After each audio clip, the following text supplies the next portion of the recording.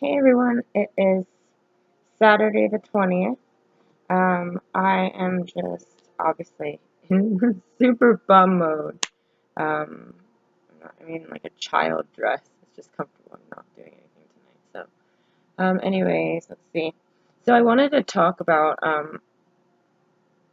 one of the things I wanted to talk about was the accident. So obviously, um, there's some weird stuff with the accident.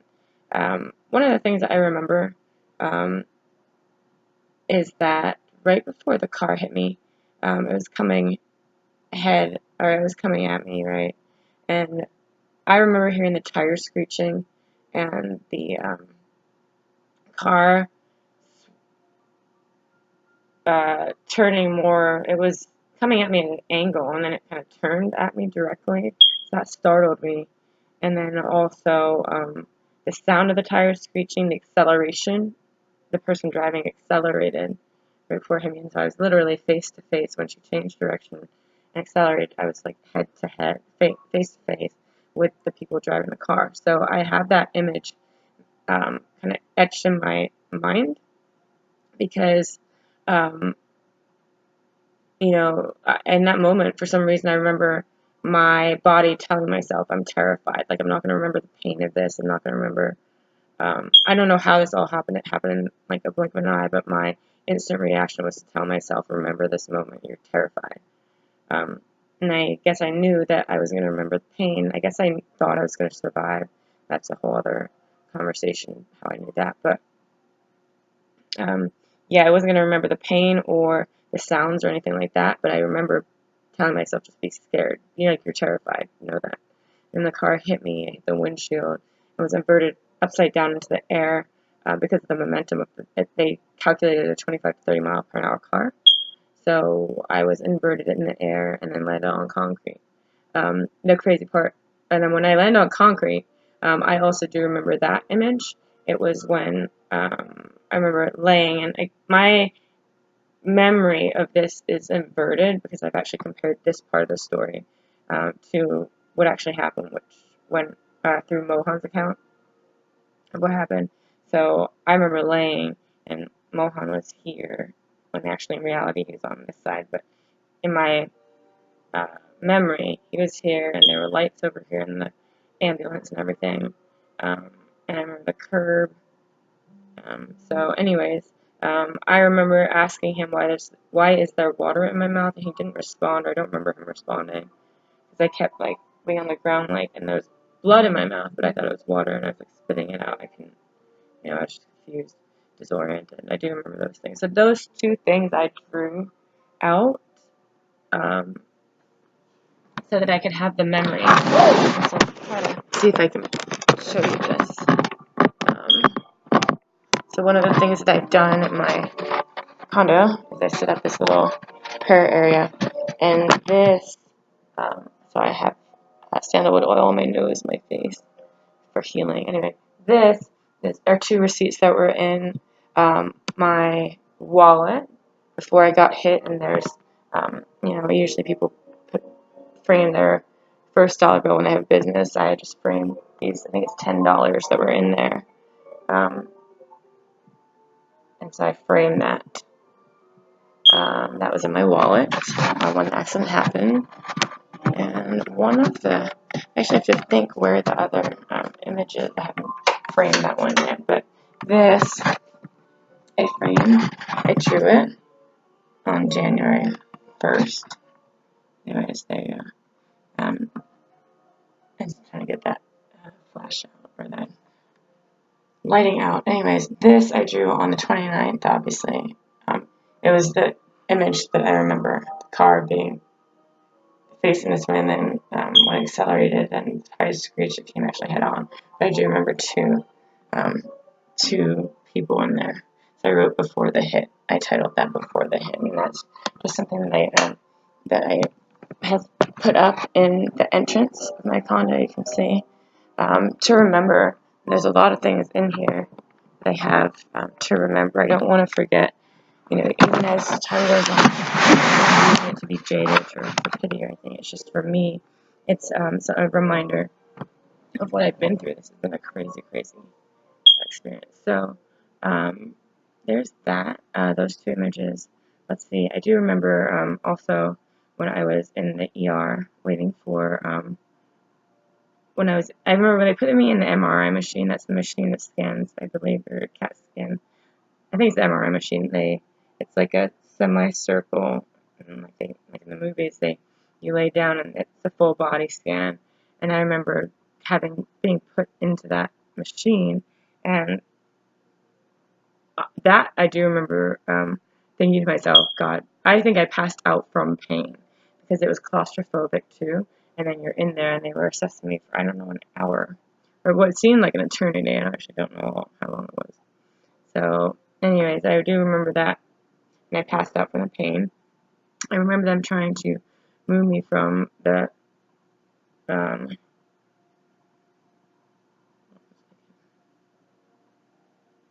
my contact just came out, so give me one sec. Okay, I'm back. My contact is back in my mouth and my eye. Anyways, so one of the things that happened, um, so anyways, yeah, when I was in the MRI machine, I remember I passed out. It was so painful.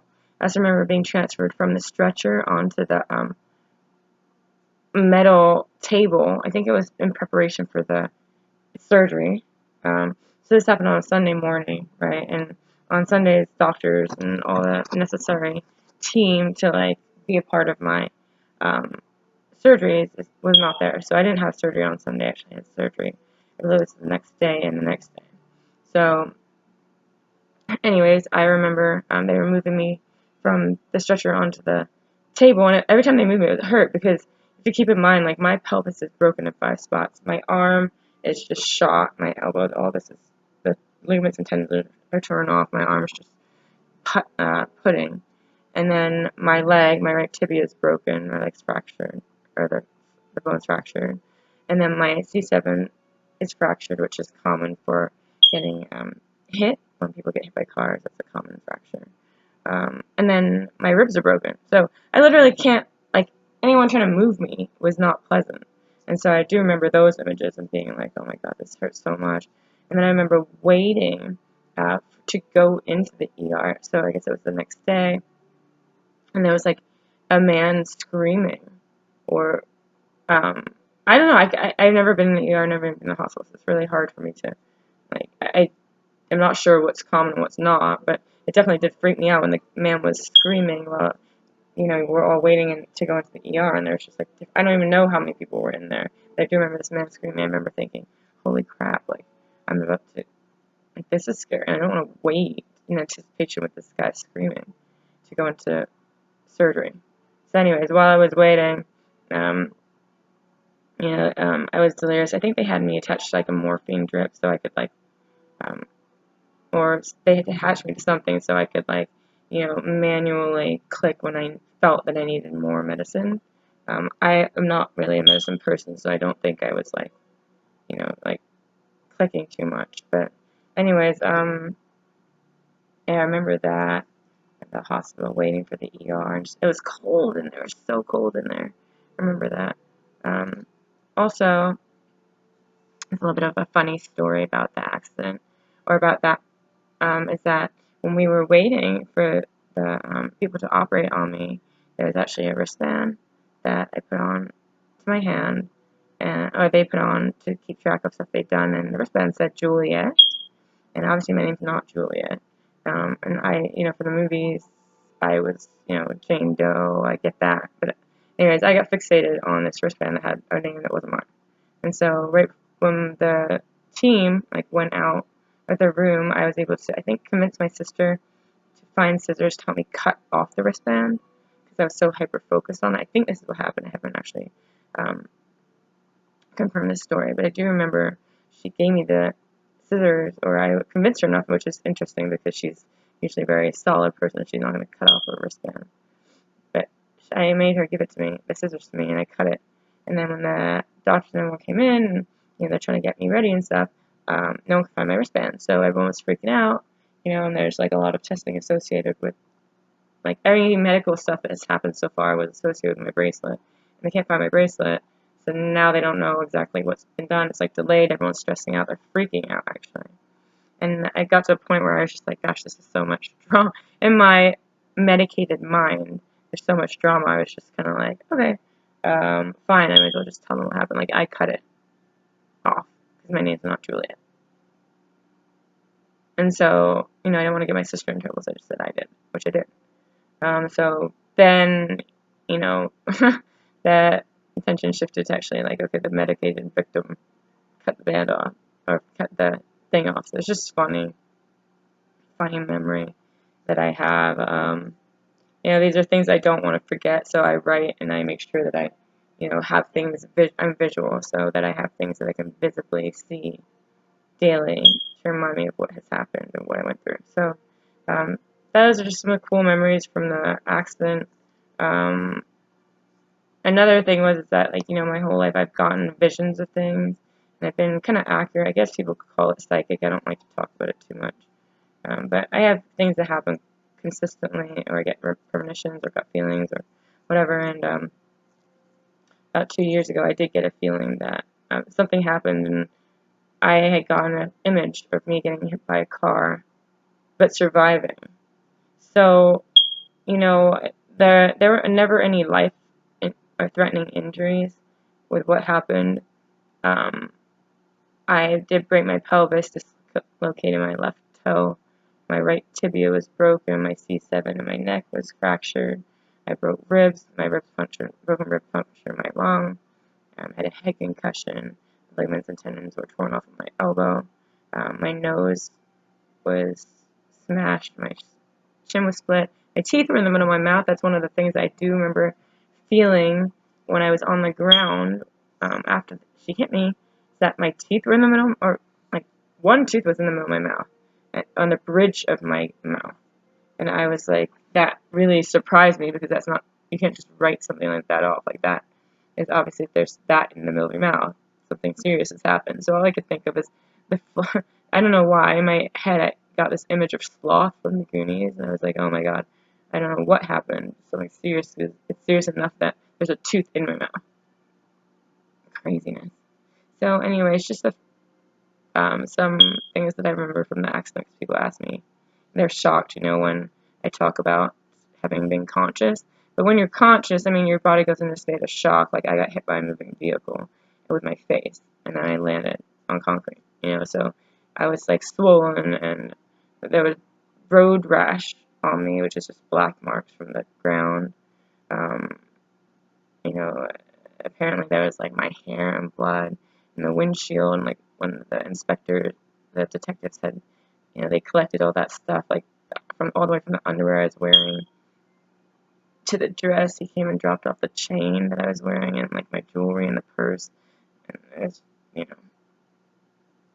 kind of gross to think that your scalp and hair stuff is in the car. And I'm, like, a very scared person of everything, anything to do with blood, hospitals, blah, blah, blah.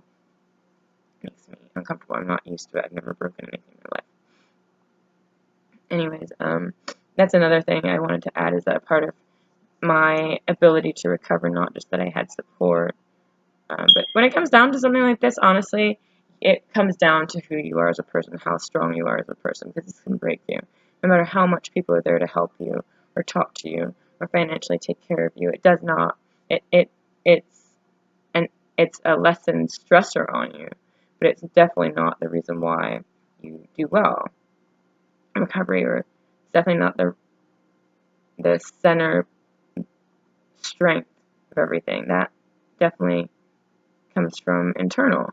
And I think with me, because it was to my benefit, because I typically in nature am rebellious. I don't listen when people tell me to do things. Like, I hear it for what it is, but I'm the type of person who learns from experience. So I don't really, when someone's saying, oh, you're not going to walk for 12 months, well, how do you know? Like, that's just a guesstimate, right? And it's a conservative guesstimate. So, with the body, I know enough that, with your body, nothing, if anything, that's even more of a reason for me not to think that it's black and white, and that I won't recover faster than people were saying.